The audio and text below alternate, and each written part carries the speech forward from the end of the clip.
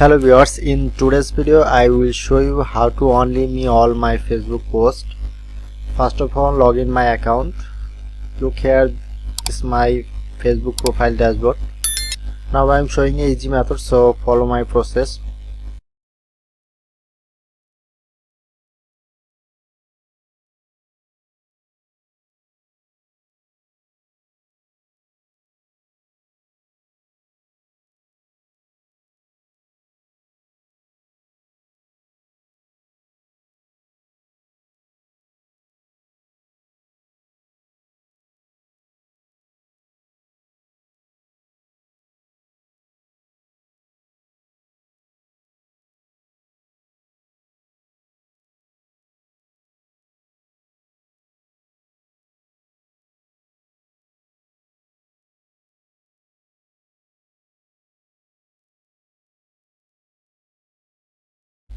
Okay, if in this video helpful, please hit the subscribe button and thank you for watching.